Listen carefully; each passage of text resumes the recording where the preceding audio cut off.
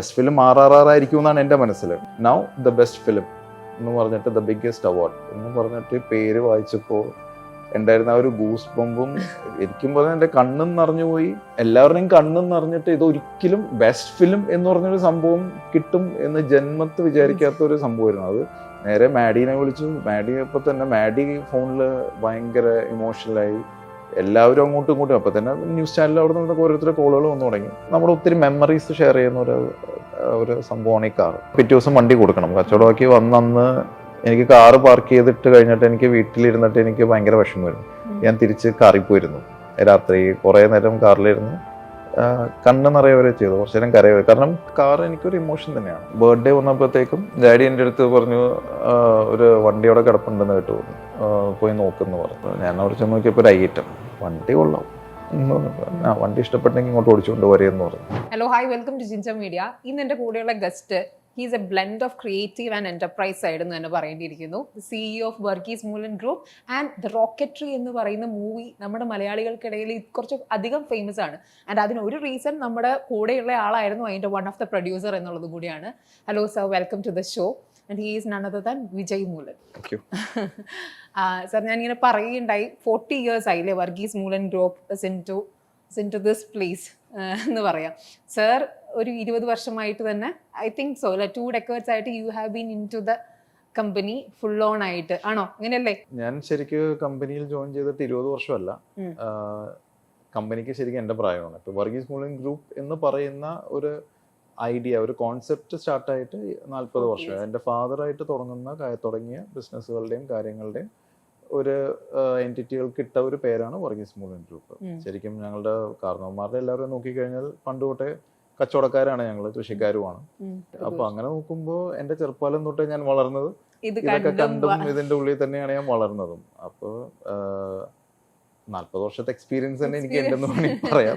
പിന്നെ ഒഫീഷ്യലി ഞാൻ ഈ കമ്പനിയിൽ കയറിയിട്ട് ഇപ്പൊ 15 വർഷമായിട്ടുള്ളൂ. 15 വർഷം എന്റെ പഠനം കഴിഞ്ഞ് ആ വർഷമാണ് ഒഫീഷ്യലി ഞാൻ കമ്പനിയിലെ ഡയറക്ടർ ആവുന്നത്. എനിക്കിപ്പോൾ ഏറ്റവും രസം തോന്നിയത് ഈ വർഗീസ് മൂലൻ ഗ്രൂപ്പിന്റെ അണ്ടറിൽ ഒരു ഡൈവേഴ്സ് റേഞ്ച് ഓഫ് നിങ്ങൾക്ക് പ്രൊഡക്ട്സും ഫാക്ടറീസും കാര്യങ്ങളും എല്ലാം ഉണ്ട്. ഇപ്പോൾ ഹോസ്പിറ്റാലിറ്റി ഉണ്ട് അല്ലെ, പെട്രോകെമിക്കൽ ഉണ്ട്, ഫുഡ് പ്രൊഡക്ട്സ് ഉണ്ട്, ഇപ്പൊ സാറിന്റെ തന്നെ ഇവിടെ പല ബിസിനസ് ഷോപ്സും ഉണ്ട്.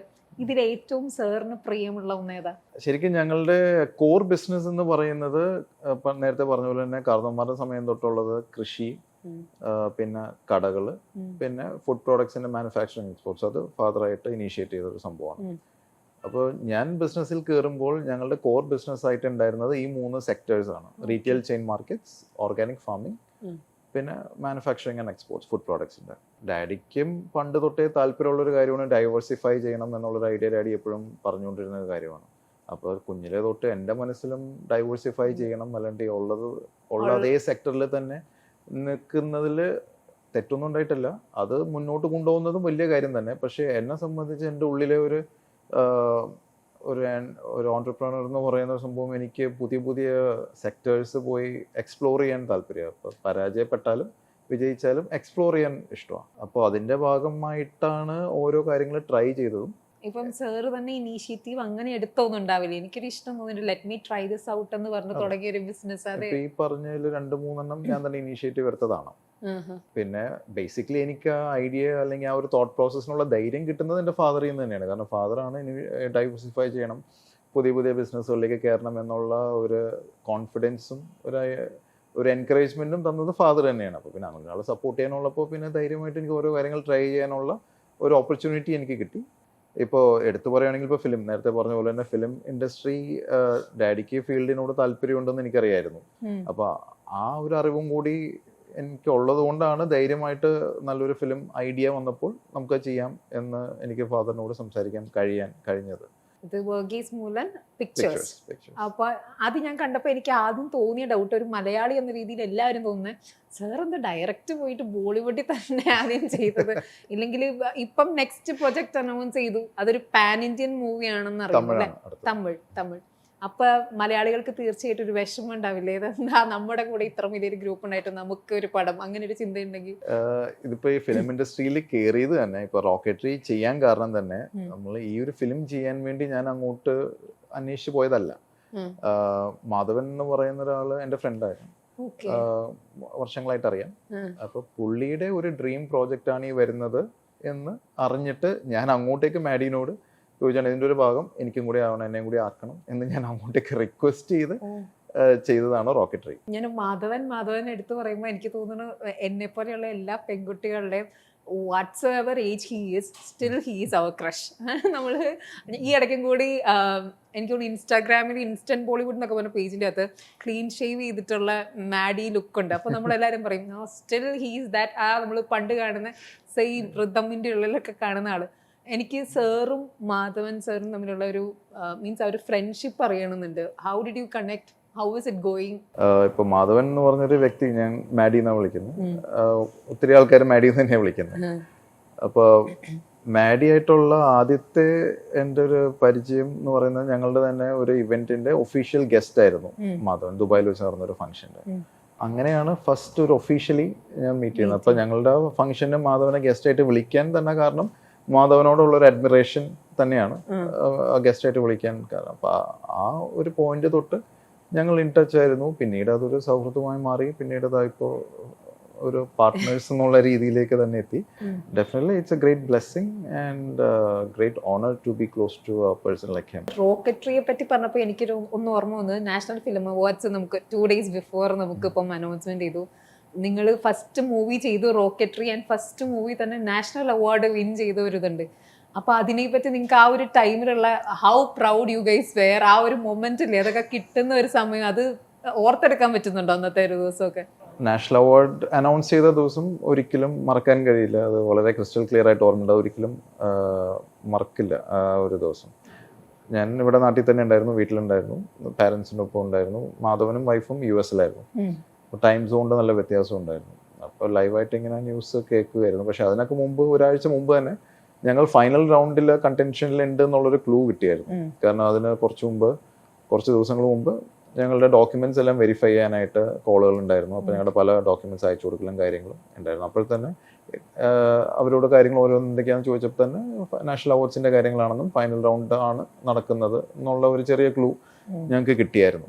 പക്ഷേ ഫൈനൽ റൗണ്ടിലുണ്ട് എന്നൊരു സൂചന കിട്ടിയപ്പോൾ ഭയങ്കരമായിട്ട് എല്ലാവർക്കും പെട്ടെന്നൊരു പ്രതീക്ഷ വന്നു. ദൈവം ഇത് ഞാൻ എന്തെങ്കിലും ഒരെണ്ണമെങ്കിലും പേരിന് എവിടെയെങ്കിലും കിട്ടുമോ എന്നുള്ളൊരു പ്രതീക്ഷ എല്ലാവരുടെ ഉള്ളിൽ വന്നു. പിന്നെ ഞാൻ എൻ്റെ മനസ്സിൽ കൂട്ടിയ കുറച്ച് അവാർഡുകൾ ഉണ്ടായിരുന്നു. ഞങ്ങൾക്ക് കിട്ടാൻ സാധ്യതയുള്ള 2-3 അവാർഡ്. ഇപ്പൊ ഒന്ന് ഞങ്ങൾ തമിഴ് ഫിലിമുമായിട്ടും ഞങ്ങൾ ഫയൽ ചെയ്തിട്ടുണ്ടായിരുന്നു, ഹിന്ദി ഫിലിമും ഫയൽ ചെയ്തിട്ടുണ്ടായിരുന്നു. എൻ്റെ കണക്കൂട്ടിലുണ്ടായിരുന്നത് ഒന്നല്ലെങ്കിൽ ബെസ്റ്റ് തമിഴ് ഫിലിം, അല്ലെങ്കിൽ ബെസ്റ്റ് ഹിന്ദി ഫിലിം, അല്ലെങ്കിൽ ബെസ്റ്റ് ആക്ടർ, അല്ലെങ്കിൽ ബെസ്റ്റ് ഡെബ്യൂ ഡയറക്ടർ, കാരണം മാധവൻ ആദ്യമായിട്ട് ഡയറക്ട് ചെയ്യുന്നു, അല്ലെങ്കിൽ ബെസ്റ്റ് ഡയറക്ടർ. ഈ 5 ഇതിലാണ് സാധ്യത. അപ്പോൾ TV-യിൽ ഓരോ ന്യൂസും ഓരോ കാറ്റഗറിയും വായിച്ച് പോകുമ്പോൾ ബെസ്റ്റ് തമിഴ് ഫിലിം പറഞ്ഞു കഴിഞ്ഞു, ബെസ്റ്റ് ഹിന്ദി പറഞ്ഞു കഴിഞ്ഞു. അപ്പോഴൊക്കെ എൻ്റെ മനസ്സിലുള്ള ഓപ്ഷൻസിൽ ഓരോന്ന് കുറഞ്ഞുകൊണ്ടിരിക്കുക. പറഞ്ഞു ദൈവം ഇനി സ്റ്റേറ്റ് വൈസ് അല്ല, റീജിയണൽ കഴിഞ്ഞു, ഇനി നാഷണലിലേക്ക് കയറി. Best debut director, best director അതും കഴിഞ്ഞു, ബെസ്റ്റ് ആക്ടറും കഴിഞ്ഞോടുകൂടി കഴിഞ്ഞു. ഇനി ഒന്നും ഇനി പ്രതീക്ഷിച്ചിട്ട് കാര്യമില്ല. ഈ വർഷം നമുക്ക് ഒരു അവാർഡും ഇല്ല എന്നുള്ള രീതിയിൽ ശരിക്കും പോയി എന്നുള്ള രീതിയിൽ വിഷമിച്ചിരിക്കും. എൻ്റെ കൂടെ ഫാദറും ഉണ്ട്, മദറും ഉണ്ട്. അപ്പോൾ ബെസ്റ്റ് ഫിലിം RRR ആയിരിക്കും എന്നാണ് എൻ്റെ മനസ്സിൽ. അത് ബെസ്റ്റ് പോപ്പുലർ ഫിലിം പോയി. അവസാനം വന്ന് അനൗൺസ് ചെയ്ത ആള് എല്ലാം കഴിഞ്ഞ്, എല്ലാ അനൗൺസ്മെന്റും കഴിഞ്ഞിട്ടാണ് പുള്ളി ഒരു ബ്രേക്ക് എടുത്തിട്ടാണ് നൗ ദ ബെസ്റ്റ് ഫിലിം എന്ന് പറഞ്ഞിട്ട് ദ ബിഗ്ഗസ്റ്റ് അവാർഡ് എന്ന് പറഞ്ഞിട്ട് പേര് വായിച്ചപ്പോൾ ഉണ്ടായിരുന്ന ആ ഒരു ഗൂസ് ബമ്പും എനിക്കും പറഞ്ഞാൽ എൻ്റെ കണ്ണും നിറഞ്ഞു പോയി. ഡാഡിയുടെ മുഖത്തേക്ക് നോക്കി, മമ്മിയുടെ മുഖത്തേക്ക് നോക്കിയിട്ടൊന്നും എല്ലാവരുടെയും കണ്ണും നിറഞ്ഞിട്ട് ഇതൊരിക്കലും ബെസ്റ്റ് ഫിലിം എന്ന് പറഞ്ഞൊരു സംഭവം കിട്ടും എന്ന് ജന്മത്ത് വിചാരിക്കാത്ത ഒരു സംഭവമായിരുന്നു. അത് നേരെ മാഡീനെ വിളിച്ചു. മാഡി അപ്പോൾ തന്നെ മാഡി ഫോണിൽ ഭയങ്കര ഇമോഷണലായി. എല്ലാവരും അങ്ങോട്ടും ഇങ്ങോട്ടും അപ്പോൾ തന്നെ ന്യൂസ് ചാനലിൽ അവിടെ നിന്നൊക്കെ ഓരോരുത്തരുടെ കോളുകൾ വന്നു തുടങ്ങി. പക്ഷെ അത് ഒരു ഭയങ്കര ഒരു മൊമെന്റ് ആയി. ഇപ്പോഴും അതിൽ നിന്ന് എനിക്കത് പറയുമ്പോ അറിയാം, അതിന്റെ ഇപ്പോഴും സാർ അതിന്റെ ഒരു ഇതിൽ നിൽക്കുന്നുണ്ട്. അല്ല, ഒരിക്കലും മറക്കാൻ കഴിയില്ല. ഒരു ഫിലിം ഇൻഡസ്ട്രിയിൽ കയറുന്ന ഒരാളെ സംബന്ധിച്ച് ഏറ്റവും പീക്കാണ് ആ സംഭവം, നാഷണൽ ഫിലിം അവാർഡ് എന്ന് പറഞ്ഞാൽ. നിങ്ങളുടെ എല്ലാവരുടെ സന്തോഷം പറഞ്ഞു. നമ്പി സാറിന്റെ റിയാക്ഷൻ എന്തായിരുന്നു? നമ്പി സാറ് വളരെ, സത്യം പറഞ്ഞാൽ വളരെ കോൺഫിഡന്റ് ആയിരുന്നു. എന്ന് പറഞ്ഞാൽ ഇല്ല, നിങ്ങൾക്ക് ഇത് കിട്ടും, നമ്മളുടെ ഈ ഫിലിം അത്രയ്ക്ക് ഇതാണ്, നിങ്ങളുടെ അതായത് ഏതെങ്കിലും ഒരു നല്ല കാറ്റഗറിയിൽ നമുക്ക് ഏതെങ്കിലും ഒരു അവാർഡ് ഉണ്ടാവും എന്നുള്ളതിൽ. കൊച്ചി നിറയെ മീൻസ് ഫിലിം എന്തൂസിയാസ്റ്റുകളാണ്, സ്ക്രിപ്റ്റ് റൈറ്റേഴ്സ്, ഡയറക്ടേഴ്സ്, അങ്ങനെയുള്ളവരെല്ലാവരും. സാറിനെ ഒന്ന് അപ്രോച്ച് ചെയ്യുവാണ് to do the next film, സാറിനെ അപ്രോച്ച് ചെയ്യുക for protection, what do you have to say to them? ഇപ്പൊ ഈ പറഞ്ഞ പോലെ തന്നെ കുറെ പേര് കോൺടാക്ട് ചെയ്യാറുണ്ട്. സ്ക്രിപ്റ്റ് ഉണ്ട്, റെഡി ഉണ്ട്, ഒന്ന് കേൾക്കാമോ, ഇൻട്രസ്റ്റിംഗ് സ്ക്രിപ്റ്റ് ആണ്. ഡയറക്ടേഴ്സ് കോൺടാക്ട് ചെയ്യാറുണ്ട്. പിന്നെ പ്രോജക്ട് ഡെവലപ്പേഴ്സ് മൊത്തം പ്രോജക്റ്റ് റെഡിയാണ്, ഏത് മൊത്തത്തിൽ ചെയ്യാൻ താല്പര്യമുണ്ടോ എന്ന് ചോദിച്ച് കോൺടാക്ട് ചെയ്യുന്ന ആൾക്കാരുണ്ട്. ആ രീതിയിൽ നമുക്ക് ഇതുവരെ ആരെയും എന്റർടൈൻ ചെയ്യാൻ കഴിഞ്ഞിട്ടില്ല. കാരണം ഞങ്ങൾ ശരിക്കും ഒരു പ്രൊഡക്ഷൻ ഹൗസ് ആയിട്ടാണ് വർക്ക് ചെയ്യുന്നത്. ഒരു പ്രൊഡ്യൂസർ, ഒരു ഇൻവെസ്റ്റർ എന്നുള്ള നിലയ്ക്കല്ല, ശരിക്കും ഞങ്ങളൊരു പ്രൊഡക്ഷൻ ഹൗസ് ആണ്. എന്താണ് അതിന്റെ ഡിഫറൻസ്? എനിക്കൊന്ന് ഒരു ഗ്യാൻ തരുമോ? പ്രൊഡക്ഷൻ ഹൗസ് എന്ന് പറയുമ്പോൾ മൊത്തത്തിൽ ഞങ്ങൾക്ക് ഒരു പ്രോജക്റ്റോ അല്ലെങ്കിൽ ഒരു കോൺസെപ്റ്റ് തന്നെ ഞങ്ങൾ എടുത്തിട്ട് ഇൻ ഹൗസ് തന്നെയായിരിക്കും എല്ലാം ചെയ്യുന്നത്. ഞങ്ങൾ തന്നെ റൈറ്റേഴ്സിനെ ഞങ്ങൾ ഹയർ ചെയ്യും, ഡയറക്ടേഴ്സിനെ ഞങ്ങൾ എടുക്കും, എടുത്തിട്ട് അതായത് നമ്മളുടെ ഒരു ഫാക്ടറിയിലിരുന്ന് വർക്ക് ചെയ്യുന്ന പോലെ, ഒരു പ്രോഡക്റ്റിന് വർക്ക് ചെയ്യുന്ന പോലെ നമുക്ക് അതിന് വേണ്ട ആൾക്കാരെ നമ്മൾ എടുത്തിട്ട് നമ്മൾ തന്നെ ആ പ്രോഡക്റ്റ് റെഡി ആക്കിയിട്ട് റിലീസ് ചെയ്യാം. നിങ്ങളുടെ ഇൻവോൾവ്മെന്റ് ആസ് എ പ്രൊഡ്യൂസർ അതിൽ കൂടുതലായിരിക്കും എന്നാണ് നിങ്ങൾ പറയുന്നത്? അല്ല, അവിടെയാണ് മാഡിയുടെ റോള്. ഇപ്പൊ മാധവനായിട്ട് ഫസ്റ്റ് ഫിലിം വർക്ക് ചെയ്ത് കിട്ടിയ ഒരു എക്സ്പീരിയൻസ് വെച്ചിട്ട് തന്നെയാണ് എനിക്ക് അടുത്ത ലെവലിലേക്ക് പോകാനുള്ള ഒരു ധൈര്യം കിട്ടിയത്. അപ്പൊ ഞങ്ങളുടെ അടുത്ത ഫിലിം ശരിക്കും പറഞ്ഞ റോക്കറ്ററിയുടെ അതേ ക്രൂ, അതേ കോർ ടീം, ഞാൻ ഇൻസ്റ്റാഗ്രാമിൽ കണ്ടിരുന്നു, അതേ കോർ ടീം തന്നെയാണ് ഞങ്ങളുടെ ഇപ്പോഴത്തെ ഫിലിമും ചെയ്യുന്നത്. അപ്പൊ ആ ടീം എന്ന് പറഞ്ഞാൽ മാഡി ഹാൻഡ് പിക്ക് ചെയ്തിരിക്കുന്ന ഓരോരോ ആൾക്കാരാണ്. അപ്പോൾ മാഡി സെറ്റ് ചെയ്തൊരു ടീം എന്ന് പറയുമ്പോൾ അതിൽ പിന്നെ എനിക്കതിലൊന്നും ചെയ്യേണ്ട കാര്യമില്ല, എല്ലാം പ്രീസെറ്റ് ആണ്. എല്ലാവരുടെയും എക്സ്പീരിയൻസും ക്വാളിറ്റിയും ഡെഡിക്കേഷൻ എല്ലാം കണക്കിലെടുത്ത് ഒരു ഫിലിം തന്നെ വർക്ക് ചെയ്ത് അതിൽ നിന്ന് കിട്ടിയ എക്സ്പീരിയൻസ് വെച്ചിട്ടാണ് ഓരോരുത്തർ ഹാൻഡ് പിക്ക് ചെയ്തിരിക്കുന്നത്. ഇപ്പൊ ഞങ്ങൾ ആദ്യം കോൺസെപ്റ്റ് ആണ് എടുക്കുന്നത്, സ്റ്റോറിയാണ് എടുക്കുന്നത്. സ്റ്റോറി റെഡിയായി കഴിയുമ്പോൾ ഇത് ഏത് ഭാഷയിലേക്ക് സെറ്റ് ആകും, ഏത് ഓഡിയൻസിനായിരിക്കും എന്ന് നോക്കിയിട്ട് പിന്നെ മാധവൻ എന്ന് പറഞ്ഞ ഒരു പ്രിവിലേജും ഞങ്ങൾക്കുണ്ട്. അപ്പൊ മാധവൻ ഒരു പാൻ ഇന്ത്യൻ ആക്ടറും കൂടി ആയതുകൊണ്ട് ലാംഗ്വേജ് ഞങ്ങൾക്ക് ഏത് വേണമെങ്കിലും പിക്ക് ചെയ്യാം. ഈ ബോളിവുഡില് യശ് രാജ് ഫിലിംസും ഇവരും ഒക്കെ ചെയ്യുന്നത് അതൊക്കെയാണ് ഡ്രീം. അല്ല, ഡ്രീം എന്ന് പറയുമ്പോൾ ഇൻസ്പിറേഷൻ അവരൊക്കെയാണ്. പലരും പറയുന്ന കേൾക്കാം, I see the creative side alone എന്ന് പറയുന്നവരെ ഞാൻ കണ്ടിട്ടുണ്ട്. അതുകൊണ്ട് ക്രിയേറ്റിവിറ്റി വേണം, അതുണ്ടെങ്കിലേ ആൾക്കാർ മറ്റേ ഈ പ്രോഡക്റ്റിന് ഒരു ക്രിയേറ്റിവിറ്റി വേണം. എന്നാലും നമ്മൾ ക്രിയേറ്റീവ് പ്രോഡക്റ്റ് ആണല്ലോ ചെയ്യണത്. പക്ഷെ ബിസിനസ് ആസ്പെക്റ്റും കൂടി കണക്കിലെടുത്തിട്ടേ ചെയ്യുള്ളൂ. കച്ചവടക്കാരനാണ്. അങ്ങനെ പറയുമ്പോൾ ഞാൻ ഒരു കാര്യം കൂടി ചോദിക്കട്ടെ, ഒരു ബിസിനസ്സുകാരൻ എന്ന നിലയിൽ what do you go for, gut feelings or strategies? രണ്ടും ഗട്ട് ഫീലിംഗ് ഉപയോഗിക്കുന്ന സാഹചര്യങ്ങൾ ഉണ്ടായിട്ടുണ്ട്, സ്ട്രാറ്റജീസ് യൂസ് ചെയ്യുന്ന സാഹചര്യം. ഇപ്പൊ സ്ട്രാറ്റജീസ് എന്ന് പറഞ്ഞാൽ നമുക്കൊരു ബൈ ദ ബുക്ക് ഒരിക്കലും ഒരു സിറ്റുവേഷൻ അപ്രോച്ച് ചെയ്യാൻ കഴിയില്ല. തിയറിയിൽ പഠിക്കുന്നതും പ്രാക്ടിക്കലും രണ്ടും രണ്ടാണ്. നമുക്ക് ഏത് സിറ്റുവേഷനിലും ഇംപ്രൂവൈസ് ചെയ്യാനുള്ള ഒരു കഴിവുണ്ടെങ്കിൽ ആ സിറ്റുവേഷനുള്ള സൊല്യൂഷൻ അല്ലെങ്കിൽ ഒരു ബെസ്റ്റ് ഔട്ട്കം നമുക്ക് പുറത്തേക്ക് എടുക്കാൻ പറ്റുള്ളൂ. അപ്പോൾ I will say don't stick to your strategies and don't stick to your gut feeling. അതെല്ലാം എടുത്തോളൂ സെക്കൻഡറി ആയിട്ട്, but be ready to evaluate each situation on its own and take the best in a best call depending on that point. അപ്പോൾ same situation ഒന്നുകൂടി repeat ആയി വന്നു കഴിഞ്ഞാൽ പോലും ചിലപ്പോൾ എന്തെങ്കിലുമൊക്കെ മാറ്റങ്ങൾ ഉണ്ടാകാം. So don't apply the same rule every time. ഇത് പറയുമ്പോൾ നമ്മൾ മാഡിയുടെ കാര്യമൊക്കെ പറയുമ്പോൾ ഞാൻ സാറിനെ ഫോളോ ചെയ്യുന്നുണ്ട് കുറച്ച് നാളായിട്ട് ഇൻസ്റ്റാഗ്രാമിൽ. അപ്പോൾ ഞാൻ എല്ലായിടത്തും ഒരു സെലിബ്രിറ്റി പ്രസൻസ് കാണാറുണ്ട്. Let it be in story. Celebrity in the sense I meant Malayalam movie actors, Malayalam singers, for example Vijay Yesudas. അല്ലെങ്കിൽ ഞാൻ പലരുടെയും നിങ്ങൾ പാർട്ടി ചെയ്യുന്നതും അല്ലെങ്കിൽ സ്റ്റോറീസും വിഷസും ഒക്കെ കാണാറുണ്ട്. സോ ഒരു wide range of contact Malayali സെലിബ്രിറ്റീസിന്റെ ഇടയിൽ ഉണ്ടെങ്കിൽ അതല്ല ആരെല്ലാമാണ്? അത് മലയാളത്തിൽ മാത്രമല്ല, തമിഴിലും ഹിന്ദിയിലും തെലുങ്കിലും ഒരു കന്നഡയിലും പരിചയമുണ്ട്. ഞാൻ ചോദിക്കാൻ കാരണം എടുത്തു പറയാനുള്ള this person is very close to me. അത് കേൾക്കുമ്പോൾ നമുക്കൊരു ഇതാണല്ലോ, ഓക്കെ ദാറ്റ് പേഴ്സൺ ഇത് വരുമല്ലോ. അത് വേണമെങ്കിൽ ആരുടെയെങ്കിലും പേര് പറഞ്ഞാൽ ഞാൻ ക്ലോസ് ആണോ അല്ലേ എന്ന് പറഞ്ഞു തരാം. കാരണം ഞാനായിട്ട് പേരുകൾ പറഞ്ഞാൽ ആരെങ്കിലും ഒരാളുടെ പേര് മിസ്സായാലും പ്രശ്നമാണ്. Vijay Yesudas is very close to me. We are also partners. അതായത് ഒരു ഇവിടുത്തെ ചോപ്പ് ഷോപ്പ് എന്ന് പറഞ്ഞിട്ടുള്ള പനമ്പള്ളി നാട്ടിലുള്ള ഞാനും വിജയും പിന്നെ ഞങ്ങളുടെ അടുത്തൊരു ഫ്രണ്ട് അനസ് എന്ന് പറഞ്ഞ ഞങ്ങൾ മൂന്നുപേരും കൂടി അതിലെ പാർട്ട്നേഴ്സ് ആണ്. I know you are A very travel freak, means automobile enthusiast അല്ലേ എന്താ പറയുക, ഇഷ്ടമാണ്, ഭയങ്കര ഇഷ്ടമുള്ള കാര്യങ്ങളാണ്. അപ്പൊ അങ്ങനെയുള്ള കാര്യങ്ങളിൽ ഇവരുടെ എല്ലാവരുടെ ഇൻവോൾവ്മെന്റ്സും അല്ലെങ്കിൽ ട്രാവലിംഗ് ഭയങ്കര ഇതാണെന്ന് എനിക്ക് തോന്നുന്നു അല്ലേ സാർ? ആണോ? എനിക്ക് ട്രാവൽ ചെയ്യാൻ വേണ്ടിയിട്ട് ട്രാവൽ ചെയ്യാറുള്ള അവസരം കുറവാണ്. ജസ്റ്റ് ടു ട്രാവൽ എനിക്ക് അധികം അവസരങ്ങൾ കിട്ടാറില്ല. പക്ഷെ my work allows me to travel, my work takes me to places. അപ്പൊ അതുകൊണ്ട് തന്നെ എനിക്കിനി ട്രാവൽ ചെയ്യാൻ, എന്റെ ഇഷ്ടത്തിന് ട്രാവൽ ചെയ്യാനുള്ള അവസരങ്ങൾ കിട്ടുന്നില്ല എന്നുള്ള പരാതി എനിക്കില്ല. I am very happy with the travels that I get because of my work. ഇപ്പോൾ ഫോർ എക്സാമ്പിൾ ഞങ്ങളുടെ വേൾഡ് പ്രീമിയർ റോക്കറ്ററിയുടെ കാൻസൽ ആയിരുന്നു. അപ്പൊ എന്തായാലും കാൻസൽ പോണം. അപ്പോൾ അതിന്റെ ഭാഗമായിട്ട് 2-4 ദിവസവും കൂടി എക്സ്ട്രാ എടുത്തിട്ട് ഞങ്ങൾ ഫാമിലിയുടെ നേരെ പാരീസിൽ പോയി അവിടെ 4 ദിവസം കൂടി അവിടെ നിന്നിട്ട് പോന്നു. അപ്പൊ ഇങ്ങനെ എന്തെങ്കിലുമൊക്കെ തിരിച്ചും മറിച്ചും ഒരു ഹോളിഡേ അതിന്റെ കൂട്ടത്തിൽ ചേർക്കലേ നടക്കുള്ളൂ. ആൻഡ് ദ നെക്സ്റ്റ് തിങ് ഞാൻ ശ്രദ്ധിച്ച ഒരു കാര്യം, ഈ അടുത്തൊരു റീൽ ഉണ്ടായിരുന്നു, അത് സാർ അല്ല അതിൻ്റെ ഉള്ളിൽ ഫേസ് 12 കോടിയുടെ ഞാൻ ഇതിന്റെ ഈ ആശ്ചര്യം എന്ന് പറഞ്ഞത് എന്റെ വെരി നോർമൽ ഒരു ചിന്താഗതിയിലുള്ള ഒരാൾ, മിഡിൽ ക്ലാസ് ഗേൾ എന്ന രീതിയിൽ ഞാൻ ചിന്തിച്ച 12 കോടിയുടെ മൊത്തം ഒരു കാർ കളക്ഷൻ എന്നും പറഞ്ഞിട്ട് മുറ്റത്തിട്ടേക്കുന്ന ഇങ്ങനെ കണ്ടു. Can you name it out? എന്തെല്ലാണ് എൻ്റെ ഒരു സ്പെസിഫിക് കളക്ഷൻസ് ഏതെല്ലാണ്? അതേമാതിരി ഒരു കാര്യമുണ്ട്, കാർ വാങ്ങുമ്പോൾ എല്ലാവരും പറയും I see the machine rather than emotions എന്ന് ചിലര് പറയും. പക്ഷെ ഐ ബിലീവ് ഓരോ കാർ എടുക്കുമ്പോഴും അതിന് പിന്നിലൊരു കഥയൊക്കെ ഉണ്ടാവുമല്ലോ. കാർ എനിക്കൊരു ഇമോഷൻ തന്നെയാണ്. എൻ്റെ ഫസ്റ്റ് കാറ് അത് എനിക്ക് പ്രിവിലേജ്ഡ് എന്ന് തന്നെ വേണമെങ്കിൽ പറയാം. എനിക്ക് എൻ്റെ ഫസ്റ്റ് കാറൊക്കെ എനിക്ക് പിക്ക് ചെയ്യാനുള്ള ഒരു ഓപ്ഷൻ ഉണ്ടായിരുന്നു. അപ്പോൾ ഫസ്റ്റ് കാറ് എനിക്ക് എടുക്കാൻ വേണ്ടി ഡാഡി ഒരു ബഡ്ജറ്റ് അലോ ചെയ്ത് തന്നത് ഒരു ക്യാമറിയുടെ ഒരു ബഡ്ജറ്റാണ് എനിക്ക് തന്നത്. പുതിയ ഒരു ക്യാമറി മേടിക്കാൻ ഏകദേശം ആ റേഞ്ചിലുള്ള ഒരു റേഞ്ച് കൂടി പറയോ? എനിക്കറിയത്തില്ല. അല്ല, അത് മിഡിൽ ഈസ്റ്റിലായിരുന്നു ഈ കാർ മേടിച്ചത്. അപ്പോൾ അവിടുത്തെ അന്നത്തെ വില ഒരു 80,000 സൗദി റിയാൽ ഏകദേശം. അപ്പോൾ അവിടുത്തെ ഇവിടുത്തെ വാല്യൂ നോക്കിയിട്ട് കാര്യമില്ല. അപ്പോൾ ക്യാമറിയുടെ ഒക്കെ ആ ഒരു റേഞ്ചിലുള്ള ഒരു കാറ് ബ്രാൻഡ് ന്യൂ മേടിക്കാനുള്ള ഒരു ബഡ്ജറ്റാണ് ഫാദർ അലോട്ട് ചെയ്ത് തന്നത്. അപ്പോൾ ഞാൻ ഫാദറിനോട് ചോദിച്ചു, ഈ വാല്യൂവിന് ഞാൻ ഏത് കാർ മേടിച്ചാലും ഓക്കെ അല്ലേ? ചോദിച്ചു. ഏത് കാർ വേണമെങ്കിലും മേടിച്ചോ, കുഴപ്പമില്ല എന്ന് പറഞ്ഞു. അപ്പൊ ഞാൻ നേരെ പോയിട്ട് ആ വാല്യൂവിന് സെക്കൻഡ് ഹാൻഡ് BMW ഒപ്പിച്ചു, ഒരു 5 സീരീസ് BMW ഒപ്പിച്ചു. കാരണം കോളേജ് പഠിക്കുമ്പോൾ എനിക്ക് BMWനോട് ഒരു ഭയങ്കര ഒരു താല്പര്യം ഉണ്ടായിരുന്നു.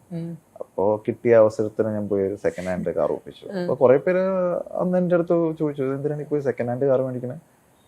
ഒരു ക്യാമറി പോലെ ഏതെങ്കിലും ഒരു റിലയബിൾ കാർ മേടിക്കാണ്, റീസെയിൽ വാല്യൂ അത് ഇത് ഇങ്ങനെ കുറെ ആരും ചിന്തിക്കുന്ന കുറെ ന്യായമായ കുറെ പോയിന്റ്സ് എനിക്കും പറഞ്ഞു തന്നു. അപ്പൊ അതൊന്നും എൻ്റെ തലയിൽ കയറിയില്ല. അതൊക്കെ അത് ബാക്കിയുള്ളവർ ചിന്തിക്കുന്ന രീതി. എന്നെ സംബന്ധിച്ച് ഒരു കാർ എന്ന് പറഞ്ഞാൽ ഞാൻ ആ റീസെയിൽ വാല്യൂ നോക്കിയിട്ടല്ല കാർ മേടിക്കുന്നത്. എനിക്ക് ആ കാറിനോടുള്ള ഒരു ഇഷ്ടം തന്നെ നോക്കിയിട്ടാണ് ഞാൻ ഓരോ കാര്യങ്ങളും മേടിക്കുന്നത്.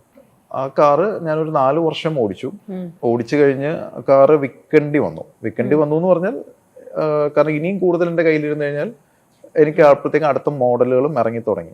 ഇത് റീസെയിൽ ചെയ്യുന്ന അല്ലെങ്കിൽ സെൽ ഓഫ് ചെയ്യുന്നത് തന്നെയാണ് നല്ലതെന്ന് കുറെ പേര് അഡ്വൈസ് ചെയ്തു. അപ്പൊ ഞാനും വിചാരിച്ചു അതും എൻ്റെ ആദ്യമായിട്ടുള്ള ഒരു ഇൻസ്റ്റൻസ് ആയിരുന്നുകൊണ്ട് ഓക്കെ വിറ്റിട്ട് അടുത്ത വണ്ടി മേടിക്കാം എന്നായിരുന്നു അന്നത്തെ എൻ്റെ തോട്ടം.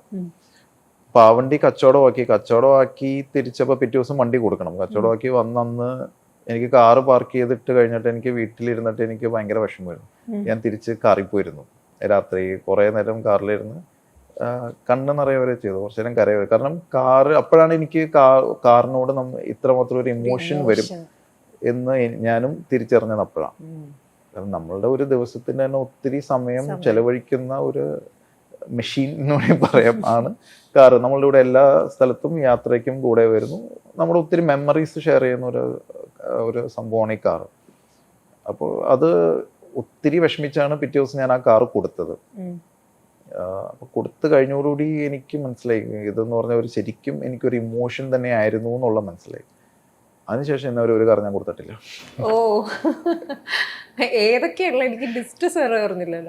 അന്ന് സെക്കൻഡ് ഹാൻഡ് കാറ് 5 സീരീസ് ആയിരുന്നു. അത് കൊടുത്തിട്ട് മേടിച്ച വണ്ടി ഒരു ബ്രാൻഡ് ന്യൂ 5 സീരീസ്. അപ്പോഴത്തേക്കും പുതിയ മോഡൽ അന്ന് ഇറങ്ങിയായിരുന്നു. 2012-ലായിരുന്നു. 2011 ഇറങ്ങിയ പുതിയ മോഡൽ, അതിൻ്റെയാണ് പുതിയൊരു മോഡൽ 5 സീരീസ് മേടിച്ചു. അത് അവിടെ ആയിരുന്നു.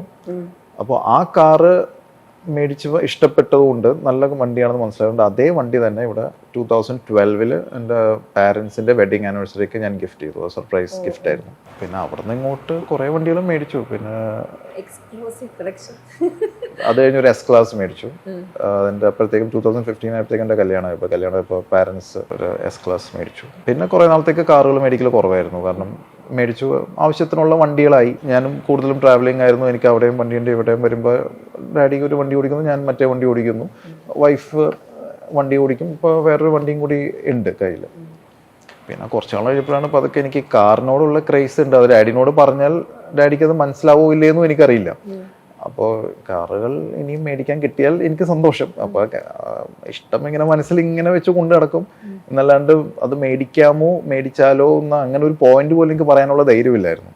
ഒരു ദിവസം ഞങ്ങളവർക്ക് ബോംബെയിലുണ്ടായിരുന്നപ്പോൾ, ഞാനും ഫാദറും ബോംബെയിലുണ്ടായിരുന്നപ്പോൾ ഞങ്ങൾ എയർപോർട്ടിലേക്ക് പോകുന്ന വഴിക്ക് അവിടുത്തെ കാർ ഷോറൂം നിർത്തി. അപ്പൊ ഡാഡിക്കും കാറുകളോട് വലിയ താല്പര്യമുള്ള ആളാണെന്ന് എനിക്കറിയാം. പക്ഷെ ആവശ്യത്തിനുള്ള വണ്ടി മതി എന്നാണ് ഡാഡിയുടെ കോൺസെപ്റ്റ്. അത് വളരെ ലോജിക്കലായിട്ടുള്ള ഒരു കോൺസെപ്റ്റ് ആയതുകൊണ്ട് അതിനെ എതിർക്കാനോ തർക്കിക്കാനോ ഞാൻ പോയിട്ടുമില്ല. ഒരിക്കലും ഷോറൂമിൽ ജസ്റ്റ് ഞാൻ ഡാഡിനോട് പറഞ്ഞു, എന്തായാലും ടൈം ഉണ്ടല്ലോ എയർപോർട്ടിൽ, ജസ്റ്റ് ഒന്ന് അവിടെ നിർത്താം, ഒന്ന് ഷോറൂമിൽ കയറിയിട്ട് പോകുന്നു. അപ്പോൾ കയറിയപ്പോൾ കുറേ വണ്ടിയുണ്ട്. അപ്പോൾ അവിടെ ഡാഡിക്ക് റോൾസ് റോയ്സ്, ബെന്റ്ലി, അതാണ് ഡാഡിക്ക് ഇഷ്ടമുള്ള ടൈപ്പ് വണ്ടികൾ. അപ്പോൾ ഞാൻ അവിടെ റോൾസ് റോയ്സും ബെന്റ്ലിയും കിടപ്പുണ്ടായിരുന്നു. അപ്പോൾ ഡാഡിയുടെ അടുത്ത് അവിടെ ഒരു ബെന്റ്ലി കിടപ്പുണ്ടായിരുന്നു, ജസ്റ്റ് നോക്കാം എന്നും പറഞ്ഞ് കയറി. പക്ഷേ ശരിക്കും ഞാൻ ആ ഷോറൂമിൽ കയറാൻ കാരണം അപ്പുറത്തൊരു i8 അവിടെ പാർക്ക് ചെയ്ത് കിടപ്പുണ്ടായിരുന്നു. i8 എന്ന് പറഞ്ഞ ഡാഡിക്ക് അത് മനസ്സിലാവും എന്നറിയില്ല. അപ്പോൾ ഡാഡീനെ ക്യാച്ച് ചെയ്യാനായിട്ട് ഞാൻ അവിടെ ഒരു ബെന്റ്ലിയും റോൾസ് റോയ്സും കിടപ്പുണ്ട്, നല്ല ഷോറൂമാവുന്ന കയറാമെന്ന് പറഞ്ഞിട്ട് കയറിയിട്ട് പോകാം, എന്തായാലും ടൈം ഉണ്ട്. അപ്പോൾ അന്നാ കയറാമെന്ന് പറഞ്ഞാൽ ഡാഡി ബെന്റ്ലിയുടെയും അതൊക്കെ പോയി കാണിച്ചു നേരം കൊണ്ട് ഞാൻ അപ്പുറത്ത് i8 ആ സൈഡിൽ കിടക്കുന്നത് എനിക്ക് കാണാം. അപ്പം ഞാൻ പതുക്കെ പോയി i8ന് ചുറ്റും നടന്ന് ഓരോ കാര്യങ്ങളൊക്കെ നോക്കി. അപ്പോൾ അത് ഡാഡിയും കണ്ടു കാണും, ഞാൻ i8 എന്നോട് ചുറ്റിപ്പറ്റിയാണ് നിൽക്കുന്നതെന്ന് കണ്ടു കാണും. ഇതെല്ലാം കഴിഞ്ഞ് ഫ്ലൈറ്റിൻ്റെ നേരമേ ഞങ്ങൾ പോന്നു. പിന്നെ എൻ്റെ ഒരു ബർത്ത്ഡേ വന്നപ്പോഴത്തേക്കും ഡാഡി എൻ്റെ അടുത്ത് പറഞ്ഞു, ഒരു വണ്ടിയോടെ കിടപ്പുണ്ടെന്ന് കേട്ടു, പോയി നോക്കുമെന്ന് പറഞ്ഞു. അപ്പോൾ ഞാൻ അവിടെ ചെന്ന് നോക്കിയപ്പോൾ ഒരു i8. അപ്പോൾ ടെസ്റ്റ് ഡ്രൈവ്, അതായത് നോക്ക് എന്ന് പറഞ്ഞു. അപ്പോൾ i8 ഇപ്പോൾ ഞാൻ ചെന്ന് പോയി വണ്ടി ഇരുന്നു, ഓടിച്ചപ്പോഴത്തേക്കും ഗംഭീര വണ്ടി. അപ്പോൾ ഞാൻ പറഞ്ഞു, വണ്ടി കൊള്ളാം എന്ന് പറഞ്ഞപ്പോൾ വണ്ടി ഇഷ്ടപ്പെട്ടെങ്കിൽ ഇങ്ങോട്ട് ഓടിച്ചുകൊണ്ട് വരെയെന്ന് പറഞ്ഞു. അപ്പോൾ ബർത്ത്ഡേക്ക് ഒരാഴ്ച മുമ്പായിരുന്നു. കണ്ണ് നിറഞ്ഞു പോയി. അപ്പോഴത്തേക്കും ഒരു ബർത്ത്ഡേ ഗിഫ്റ്റായിട്ട് i8 കിട്ടി. അത് നേരെ രാത്രി തന്നെ നേരെ വീട്ടിലേക്ക് ഓടിച്ചുകൊണ്ടു. അപ്പം അന്ന് ആ ഷോറൂമിൽ ഞാൻ ഇതിനെപ്പറ്റി ചുറ്റിപ്പറ്റി നിൽക്കുന്ന ഡാഡി കണ്ടായിരുന്നു. അപ്പം അത് കണ്ട് ഓർത്ത് വെച്ചിട്ട് എനിക്ക് മേടിച്ചു തന്നാണ് i8. അപ്പോൾ തിരിച്ച് ഒരു വർഷം 2 വർഷം കഴിഞ്ഞപ്പോഴത്തേക്കും ഡാഡിയുടെ ബർത്ത്ഡേ വന്നപ്പോഴത്തേക്കും എനിക്കൊരു ബെന്റ്ലി മേടിച്ചു കൊടുക്കാൻ പറ്റി. ഈ കാർ ബെന്റ്ലി മേടിക്കാൻ, ഈ പെർട്ടിക്കുലർ കാർ മേടിക്കാൻ കാരണം അതൊരു റെയർ കളക്ഷനും കൂടിയായിരുന്നു. അത് ഇന്ത്യയിൽ തന്നെ ആ മോഡൽ ആകെ 7 ഉള്ളൂ. അല്ല, ബെന്റ്ലിയുടെ അത് 7 ഉള്ളൂ ഇന്ത്യയിലാകെ, ആ പെർട്ടിക്കുലർ മോഡൽ സൂപ്പർ സ്പോർട്സിൻ്റെ. ഫാമിലിയായിട്ട് എല്ലാവർക്കും കൂടെ എവിടെയെങ്കിലും പോകണമെങ്കിൽ ഒരു കാറില്ല. ഇതെല്ലാം 2 സീറ്റർ അല്ലെങ്കിൽ 4 സീറ്റർ. അപ്പോഴത്തേക്കും എനിക്ക് കൊച്ചു ജനിച്ചു. അപ്പോൾ കൊച്ചും കൂടി ജനിച്ചു കഴിഞ്ഞപ്പോഴത്തേക്കും എല്ലാവർക്കും കൂടി ഒരു കാറിൽ പോകല് അത്ര കൺവീനിയൻ്റ് അല്ല. അപ്പോൾ ഒരു വലിയൊരു SUV ഇല്ല. അങ്ങനെ ഒരു SUV എന്നുള്ള രീതിയിൽ കണ്ട് എൻ്റെ മദറിന് ഇഷ്ടപ്പെട്ട വണ്ടിയാണ് ഡിഫൻഡർ ഇഷ്ടപ്പെട്ടു.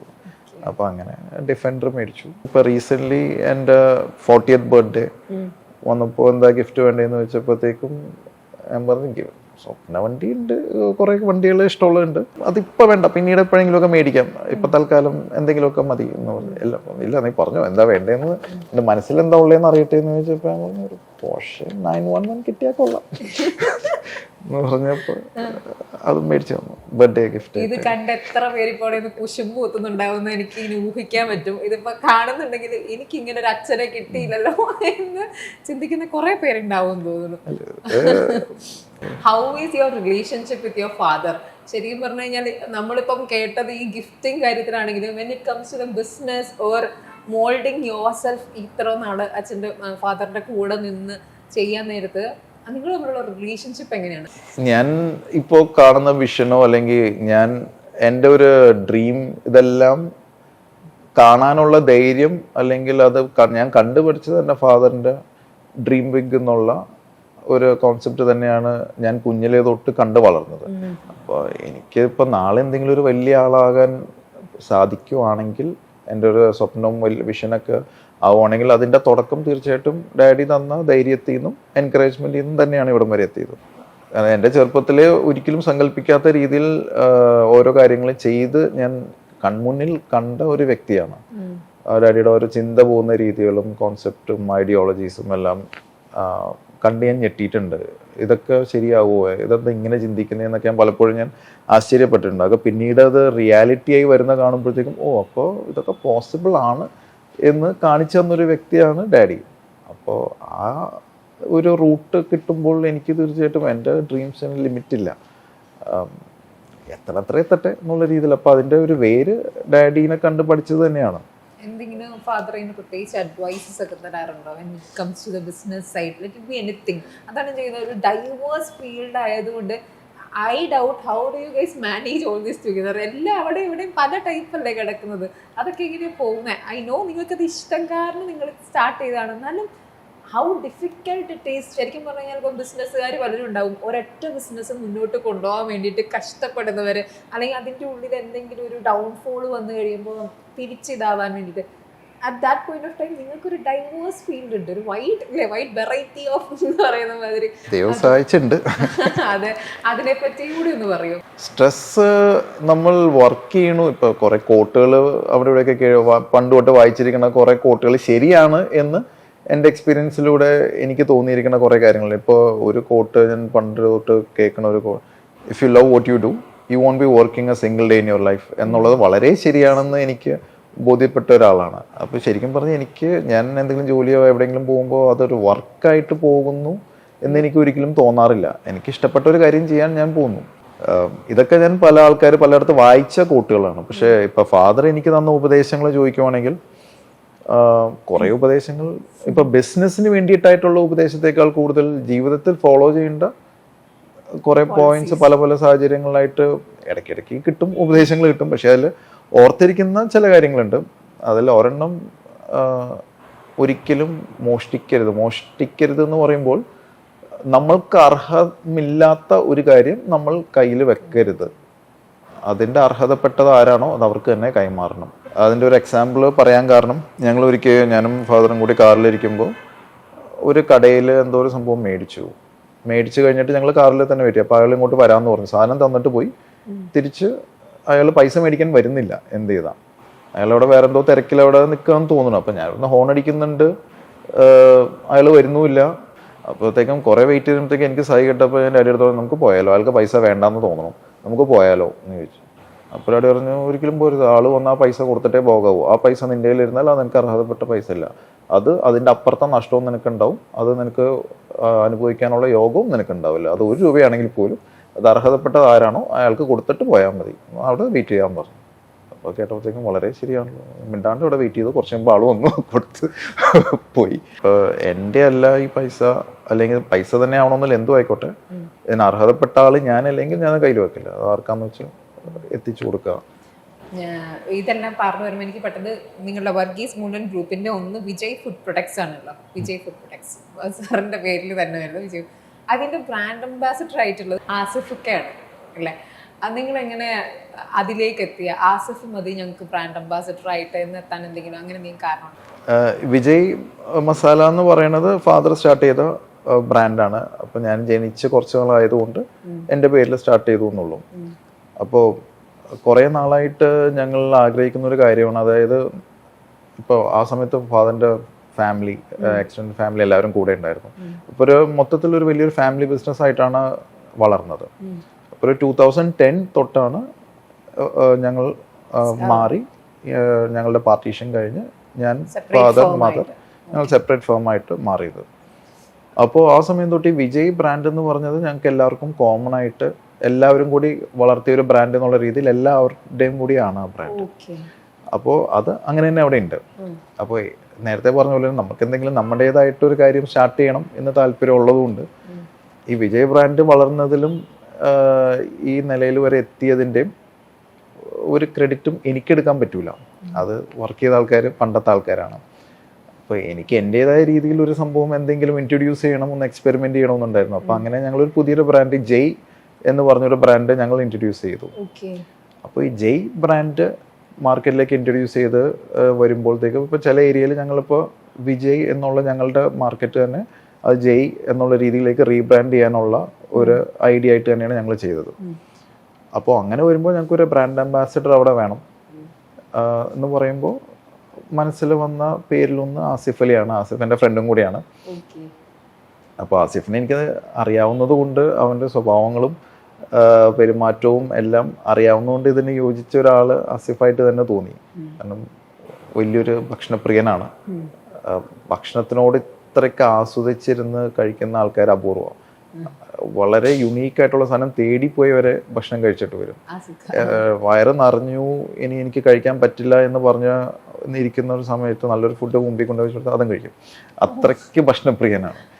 എന്നിട്ട് പല പല യാത്രകൾക്ക് വരെ ഭക്ഷണം തേടി നല്ല നല്ല സാധനങ്ങൾ അന്വേഷിച്ച് പോകാറ് വരെയുണ്ട്. സജസ്റ്റ് ചെയ്യും ഇന്ന സ്ഥലത്ത് ഇന്ന ഫുഡ് നല്ലതാണെന്ന്. അപ്പോൾ ഭക്ഷണത്തിനോടുള്ളൊരു ഇഷ്ടമുള്ള ഒരാൾ വേണം എന്നുള്ളതാണ് ഇതിൻ്റെ ഫസ്റ്റ് ക്രൈറ്റീരിയ. അപ്പോൾ അത് ആസിഫ് ഓക്കെയാണ്. പിന്നെ നോക്കുമ്പോൾ ആസിഫിന് ഹേറ്റേഴ്സ് ഇല്ല. എല്ലാവർക്കും ഒരേപോലെ ഇഷ്ടമുള്ള ഒരാൾ.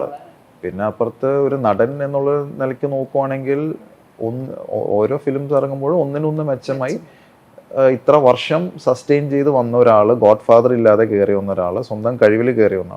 അപ്പം എല്ലാം വെച്ച് നോക്കുമ്പോൾ വൈ നോട്ട് ആസിഫ് അലി എന്നാണ് എനിക്ക് തോന്നിയത്. അപ്പോൾ ഞാൻ ഡാഡിനോട് പറഞ്ഞാൽ ഇതിൽ നമുക്ക് ആസിഫ് അലിയാണ് ബെസ്റ്റ് ഓപ്ഷൻ, നമുക്ക് ആസിഫ് അലീനെ തന്നെ സംസാരിക്കാം.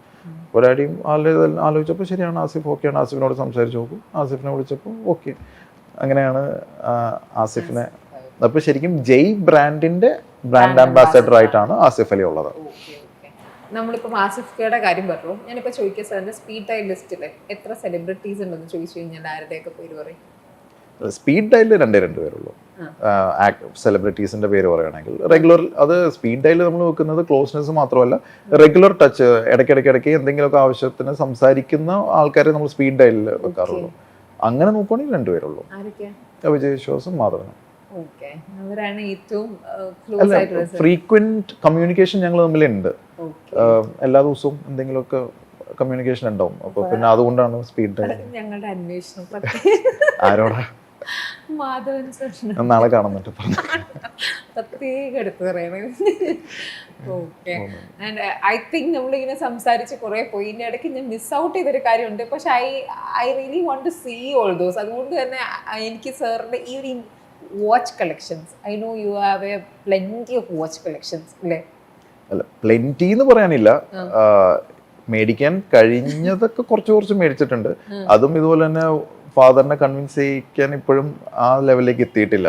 വാച്ചിൽ ഇൻവെസ്റ്റ് ചെയ്യുന്നു എന്നൊക്കെ കണ്ടു അതിൽ എന്താണ് കാര്യം എന്നേ ഡാഡി ചോദിക്കുള്ളൂ. അപ്പം ഒരു ലെവല് വിട്ട് മുകളിലേക്കുള്ള വാച്ച് പറഞ്ഞു കഴിഞ്ഞാൽ ഇപ്പം എനിക്ക് മേടിക്കാൻ പറ്റൂല. അപ്പം ഡാഡി ഓക്കെ പറയുന്ന കുറച്ച് കാര്യങ്ങളെ വാച്ചുകൾ എനിക്ക് ഇതുവരെ മേടിക്കാൻ പറ്റിയിട്ടുള്ളൂ. ഏതൊക്കെയാണ് ഇതൊക്കെ? എനിക്ക് എന്റെ പ്രൈസ് റേഞ്ച് ഒക്കെ പറയുന്നതിന് പ്രശ്നമുണ്ടോ? എനിക്ക് അറിയില്ലാത്തതുകൊണ്ട് ചോദിക്കുന്നത്. ഞാൻ ഇങ്ങനെ കാണാറുണ്ടല്ലോ, അതാ ഞാൻ പറഞ്ഞു, ഇൻസ്റ്റാഗ്രാമിൽ ഞാൻ ഫോളോ ചെയ്യുന്നതുകൊണ്ടാണ് ഞാൻ ഇതൊക്കെ ശ്രദ്ധിക്കുന്നത്. ഇങ്ങനെ കാണും there is one more junior over here for the watch collections എന്നൊക്കെ പറഞ്ഞു. മോൾക്കും താല്പര്യങ്ങളുണ്ടല്ലോ. അപ്പൊ ഇങ്ങനെ ഞാൻ കണ്ടു ഒരു കളക്ഷൻ തന്നെ ഉണ്ട്. വാച്ചുകൾ കുറച്ചുണ്ട്. ഇപ്പൊ ശരിക്കും പറഞ്ഞ ഒരു വാച്ച് കളക്ടറിന്റെ ഒക്കെ വെച്ച് നോക്കുവാണെങ്കിൽ എൻ്റെ ഒന്നുമല്ല. ശരിക്കും എനിക്ക് ഇവിടെ പരിചയമുള്ള വാച്ച് എന്തൂസിയാസ്റ്റ്, വാച്ച് ലവേഴ്സ് എന്ന് പറഞ്ഞാൽ ശരിക്കും ഉള്ള ആൾക്കാരുടെ അവർ മേടിച്ചു വെക്കുന്ന വാച്ചുകളും അവരുടെ ഒരു കളക്ഷൻ നോക്കിക്കഴിഞ്ഞാൽ എൻ്റെ സൈഡിൽ വെക്കാൻ പോലും ഉള്ള സാധനമില്ല. എനിക്ക് ഇഷ്ടപ്പെട്ട കുറച്ച് സാധനങ്ങൾ ഞാൻ മേടിച്ചു. എനിക്ക് കെട്ടാൻ താല്പര്യമുള്ള കുറച്ച് ബ്രാൻഡുകൾ മേടിച്ചിട്ടുണ്ട് എന്നല്ലാതെ ഒരു കളക്ഷൻ ആയിട്ട് ബിൽഡ് ചെയ്യാൻ ചെയ്തതല്ല. ഇഷ്ടപ്പെട്ടതൊക്കെ മേടിച്ച് വെക്കുന്നു എന്നുള്ളൂ. ആ വാച്ച് കളക്ടർ റേഞ്ചിലേക്കൊക്കെ പോകണമെങ്കിൽ ഞാൻ കുറേ മേടിച്ച് കൂട്ടിയാലേ ആ റേഞ്ചിലേക്കൊക്കെ എത്തുള്ളൂ. സാധാരണ എന്നല്ല, എനിക്കിഷ്ടപ്പെട്ട ഇപ്പൊ ചില വാച്ചുകൾ ഞാൻ മേടിച്ചപ്പോൾ പല ആൾക്കാർക്കും അത് ഇഷ്ടപ്പെട്ടിട്ടില്ല. എന്തിനാ ഇത് മേടിച്ചതെന്നൊക്കെ ചോദിച്ചിട്ടുണ്ട്.